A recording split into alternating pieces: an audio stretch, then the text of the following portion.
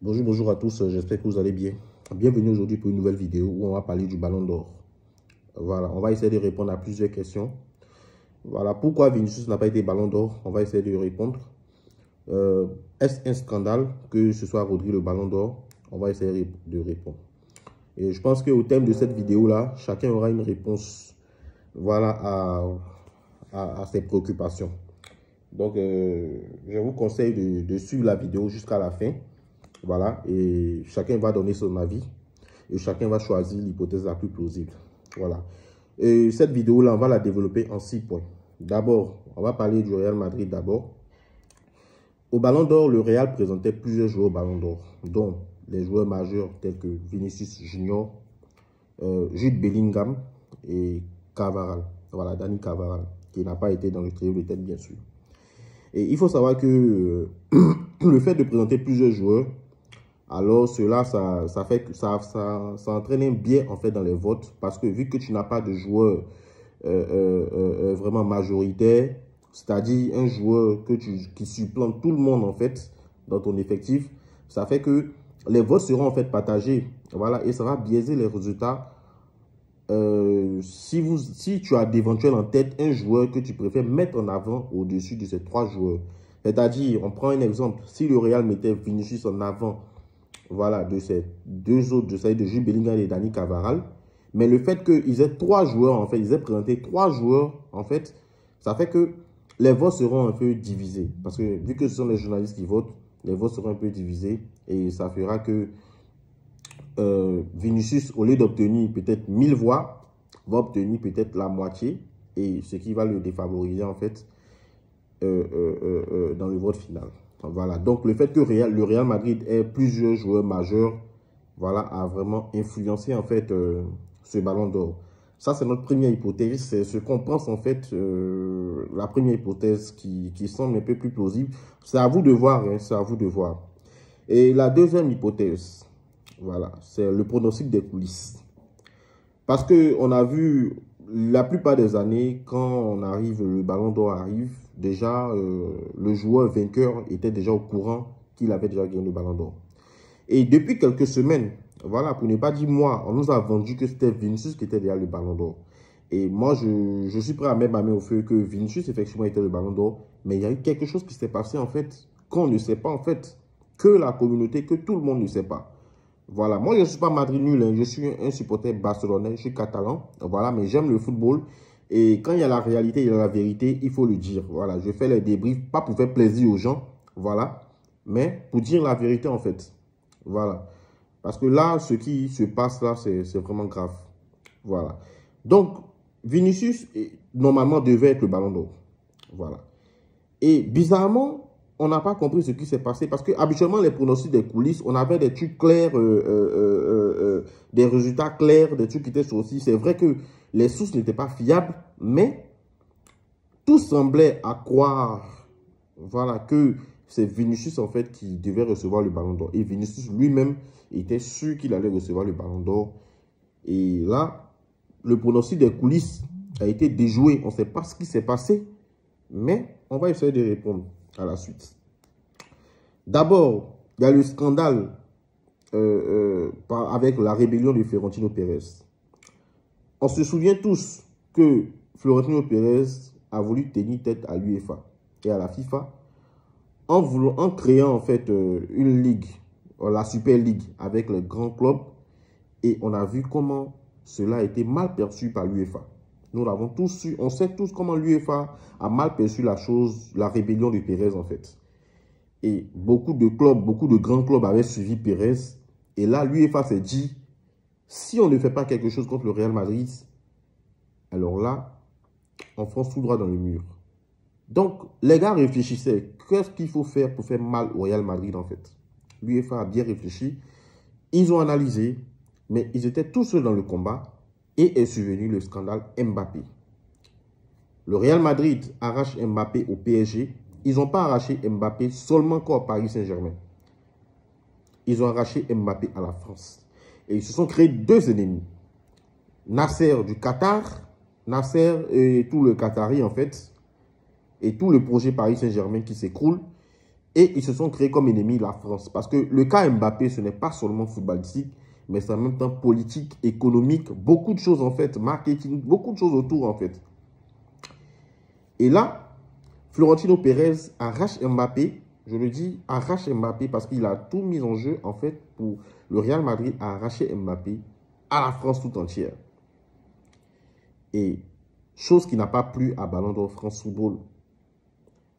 Avec l'UEFA aussi déjà, qui avait déjà un consensus avec, et qui avait déjà un problème avec Florentino Pérez, c'est-à-dire le Real Madrid. Donc, qu'est-ce qui se passe? En plus de cela, lorsqu'on prend, il y a ça, donc ça veut dire que l'UEFA et Ballon d'Or France Football, c'est-à-dire ils sont prêts à tout, ils seront prêts à tout pour faire mal au Real Madrid. Et comment faire mal au Real Madrid? Ça aussi, c'est une hypothèse. Peut-être que c'est eux qui, c'est vrai, Vinicius était gagnant au Ballon d'Or, au thème peut-être des votes, mais ils ont essayé d'imaginer quelque chose. Et si on trouvait une solution pour comment enlever le Real Madrid, comment faire de ce que le Real Madrid, le joueur madrilène ne gagne pas le Ballon d'Or, et on le met en deuxième position, vu qu'il y a un autre joueur à côté, Rodri. Moi, tout le mérite pour Rodri, hein. Rodri a fait une saison exceptionnelle. Il faut le dire, ce n'était pas sa saison prime, parce que la saison d'avant, il était à son prime. Mais la saison qui vient de passer là, Rodri a fait une saison exceptionnelle, que ce soit en équipe nationale, comme en club. Voilà. Mais en club, Vinicius passe devant parce que Vinicius a remporté tous les grands trophées et Vinicius était présent dans les grands matchs. Alors que Rodri, bien sûr, il était présent dans les grands matchs, mais il n'a pas remporté tous les trophées, notamment la Ligue des Champions. Voilà. Et moi, je ne parlerai pas de Carvajal parce qu'en équipe nationale, on ne parle pas de Carvajal parce que vu que Carvajal n'est pas dans le trio de tête, donc on ne peut pas parler de Carvajal. Le discours, c'est entre les deux premiers, en fait. Entre Vinicius et Rodri, en fait. Donc, il ne faut pas qu'on va se jouer les mauvaises consciences. Voilà. Il faut qu'on reste dans le contexte. C'est les deux qu'on compare, en fait. Le reste, on s'en fout. Et juste après ça, tu as au niveau des critères du Ballon d'Or, il y a la performance individuelle, au niveau collectif et le côté fair play. On sait tous que Vinicius n'est pas fair play du tout. Vinicius n'est pas fair play du tout. Il passe toute sa vie à chambrer ses adversaires, toujours en train de se plaindre. Rodri, oui, aussi n'est pas exempt de tout reproche, mais Rodri, c'est quand même mieux que Vinicius. Vous pouvez aller sur la toile, vous allez avoir beaucoup plus de vidéos de Vinicius. Il ne suffit pas de forcer, en fait. Alors, beaucoup plus de vidéos de chambraille de Vinicius que de Rodri. Parce que Rodri, tu n'as pas besoin de forcer. Tu forces, en fait, pour fouiller, pour chercher la petite mèche. Voilà. En fait, c'est ça. Donc, il y a ce côté-là aussi. Et le comportement de Vinicius aussi a favorisé, en fait, le complot de l'UEFA avec France Football. Voilà. Le complot a été favorisé avec le comportement de Vinicius sur lequel on pouvait l'éliminer, en fait, de cette première place. Et en 5, il y a le vote du Ballon d'Or. Je ne sais pas si vous avez l'habitude d'analyser un peu les votes du Ballon d'Or par les journalistes. Parce que moi, j'ai l'impression qu'en dehors du premier, c'est-à-dire du premier qui met soit Rodri, soit Vinicius, tout ce qui suit derrière, ils s'en foutent en fait. Ils mettent des noms comme ça, bon, des joueurs, des potentiels joueurs dont on a dit le nom. Ils mettent les joueurs, ils mettent les noms, ils alignent en fait. Et c'est comme ça. C'est comme ça. Ils mettent les noms, ils les alignent à la suite, sans aucune logique en fait, sans aucune objectivité en fait. Il n'y a pas d'objectivité. Voilà. Mais quand tu vas te plaindre, on va te répondre que c'est la démocratie, c'est laisser les gens voter, respecter les opinions. Je suis d'accord pour le respect des opinions. Mais quand ces opinions-là n'obéissent à aucune logique, en fait, tu es dépassé en fait. Voilà, parce que les noms derrière là, ça fait perdre des points à d'autres joueurs en fait.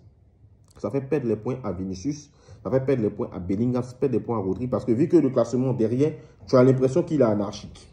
Voilà, tu as l'impression qu'il est anarchique, il est donné comme ça, donc on ne sait vraiment pas qui est-ce qui vraiment sera avec les faveurs des pronostics.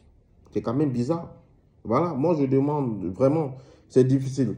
Voilà, donc vraiment, c'est pas facile aussi de voter parce que Chacun a ses convictions personnelles, a les joueurs qu'il aime. Et en fonction du joueur qu'il aime, cela influe en fait sa décision. En fonction du joueur qu'il déteste, il y a certains journalistes qui détestent Vinicius, ça influe la décision.